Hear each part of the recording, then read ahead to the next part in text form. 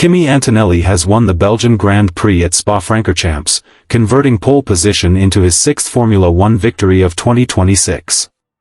The Mercedes driver beat Charles Leclerc to the finish line by 1.9 seconds. But the real story of this race is not simply who crossed the line first. It is about everything that happened around him, a first-lap incident that eliminated his closest championship rival, and a pit lane accident that could have been far more serious than it turned out to be. Let's start with the race itself. Antonelli held his pole position advantage into turn 1, but by the time the field reached the legendary Eau Rouge corner on the opening lap, he had already lost the lead. Max Verstappen, starting from the second row of the grid, stormed past him through that uphill sequence and briefly took control of the Grand Prix. That lead did not last long. Antonelli reclaimed first place before the end of lap 1, and from that point onward, he controlled the race from the front for the remainder of the afternoon. It was not, however, a straightforward afternoon for him. Antonelli had to survive a safety car restart, one of the most dangerous moments for a race leader, since it compresses the entire field and gives every chasing car a fresh run at the front on the restart lap. Later in the race, Leclerc briefly took the lead during a pit stop cycle that was assisted by a virtual safety car, a period where cars must slow down to a set delta time but do not physically bunch up behind a safety car on track. That timing window allowed Leclerc's Ferrari to leapfrog Antonelli momentarily through the pit sequence. Before Antonelli's own stop returned him to the front, Leclerc applied real pressure on Antonelli in the closing stages of the Grand Prix once the two cars were back on track together, but Antonelli held his nerve at the front and crossed the line 1.9 seconds ahead of him. It was Antonelli's sixth win of the 2026 season, and it came from the position he has become known for taking on Saturdays, pole position, converted into a lights-to-flag style victory despite losing the lead momentarily on the opening lap. That win extended Antonelli's championship lead to 45 points. That number on its own would already be significant at this stage of a Formula One season, representing close to 2 full race wins in hand over his nearest challenger. But the gap became far wider than a normal race weekend would typically produce, because of what happened to his own teammate in the opening seconds of the Grand Prix. On the very same lap that Antonelli was fighting to reclaim his own position at the front, George Russell was out of the race before the first lap was even finished. At turn 5, Russell attempted to overtake Lewis Hamilton's Ferrari around the outside line. According to the stewards, Russell had established enough overlap with Hamilton's car to be entitled to racing room through the corner. Hamilton, running on the inside line, experienced understeer through turn 5 and made contact with the right-hand side of Russell's car, despite attempting to correct his steering before impact occurred. The steward's ruling on the incident was clear and unambiguous. Russell had remained within his available racing room at the point of contact, meaning the overlap and positioning of his car entitled him to the space he was occupying through the corner at the moment Hamilton's car began to understeer. Hamilton, as a result, was handed a 5-second penalty for the collision, reduced from the standard 10 seconds because of what the stewards described as mitigating circumstances surrounding the understeer moment. For Russell, the outcome was final the moment contact was made. His race ended on the spot, at turn 5, on lap 1, with no way back into the points that afternoon. The effect of that single incident on the championship picture cannot be overstated. Russell was Antonelli's closest rival heading into the Belgian weekend, sitting closer to him in the standings than any other driver on the grid. His retirement did not just cost him points on paper, it removed him from contention for the entire afternoon, at a race where his own teammate went on to win from pole position.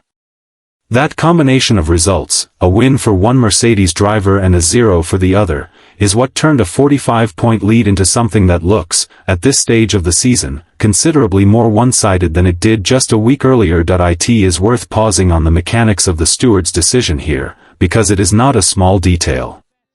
Racing room rulings in Formula One depend on exactly how much of a car's front axle has drawn alongside another car by the point the corner begins. The steward's finding that Russell had established sufficient overlap means that, under the sporting regulations, Hamilton was the one required to leave space through turn 5, regardless of the fact that the contact itself was caused by Hamilton's car understeering rather than any deliberate move.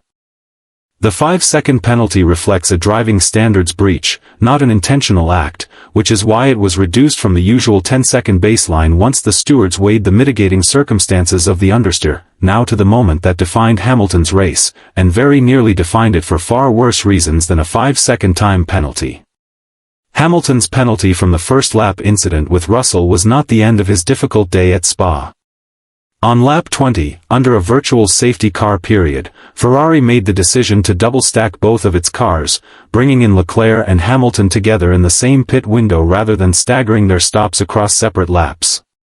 Double-stacking under a virtual safety car is a common strategic choice, since the reduced pace of the field makes the time loss of a pit stop smaller than it would be under green flag racing conditions, but it also compresses the workload on the pit crew into a shorter space of time. Leclerc's stop went cleanly.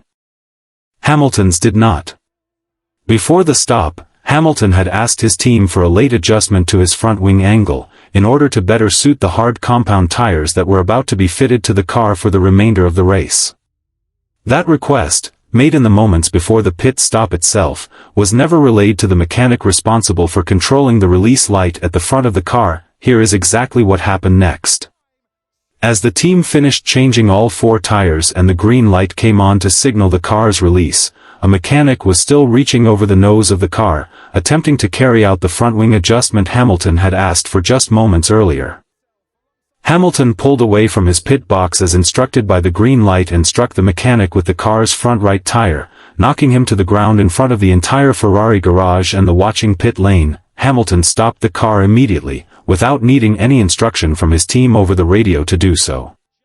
Over the radio, his first words were, "Is the mechanic okay?" He was told the crew member was fine. The mechanic was subsequently confirmed to be unhurt following the incident. But the wing adjustment itself was never actually completed during that stop. Hamilton was forced to finish the remainder of the Grand Prix on a front wing setting he had never asked for, the same setting the car already had on it before his late request was made in the pit lane. Later in the race, visibly struggling with the balance of the car, he told his engineer over the radio, "Yeah, I can't turn the car." That incident triggered a full post-race stewards investigation into what is officially classified as an unsafe release. Here is where the story takes a turn that will matter for how this entire weekend is remembered by both teams and by the wider paddock. The panel's conclusion split responsibility cleanly between the team and the driver, rather than treating the two as a single combined offense. Ferrari was fined €30,000, with €10,000 of that total suspended for a period of 12 months, meaning the suspended portion will only be enforced if a similar breach occurs again within that window. Hamilton himself was ruled to be in no respect at fault. The stewards explained their reasoning in detail rather than issuing a brief one-line statement.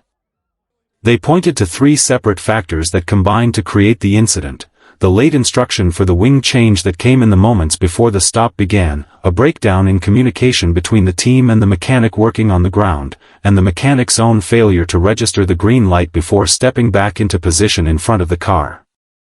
The stewards described this combination of factors as an unusual and complex set of circumstances, language that makes clear this was not treated as a simple case of driver error behind the wheel, and it stands in direct contrast to the outcome of Hamilton's earlier first-lap incident, where he was the one found to be at fault. Ferrari's punishment did not stop at the financial penalty.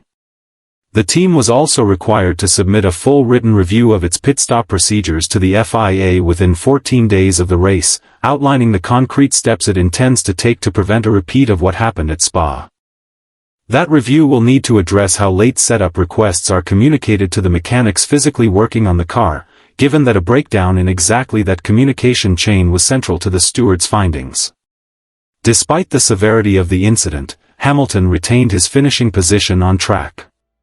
He crossed the line in 4th place, behind Verstappen and ahead of Oscar Piastri, meaning the pit lane accident cost him no positions in the final results. It is also worth noting how unusual it is for a stewards panel to rule a driver entirely free of fault in an incident involving contact with a team member. In most unsafe release cases, the scrutiny falls on whether the driver could reasonably have seen the hazard before pulling away. Here, the stewards went out of their way to state that Hamilton's reaction to the green light was correct procedure, and that the failure sat upstream of him, in the decision to make a late wing change, and in the gap between that decision being made and it actually reaching the mechanic holding the light. Hamilton spoke candidly after the race about how little control a driver actually has in that exact moment during a pit release. "The green light went and so I went," he said. He went further, laying out plainly where he believes the responsibility for the incident sits. "You're looking over here, you're not looking over there, so that's more probably on the team." Ultimately, that explanation lines up closely with how modern Formula One pit releases actually function in practice. The driver reacts to a signal from the light mounted at the front of the pit box, and nothing else. He is not, and cannot realistically be, watching what every individual mechanic around the car is doing in that same instant, particularly when a late instruction had already pulled the crew's attention toward the front wing rather than away from it. That is precisely why the stewards chose to direct their punishment at the team's process rather than at the man behind the wheel, fining Ferrari for the systemic failure while clearing Hamilton of any responsibility for the collision itself. Away from the Antonelli and Hamilton headlines, it was a quieter but still difficult weekend for Williams. Carlos Sainz finished in 16th place, with teammate Alex Albon 1 position ahead of him in 15th. Both drivers finished well off the pace of the midfield battle that was being fought elsewhere on the grid, a reminder that not every team left Belgium with a story to tell on the timing sheets, even on a weekend as eventful as this one for the teams further up the order. As for Verstappen, his afternoon ended on the podium in 3rd place, but the shape of his race tells its own story beyond the final classification.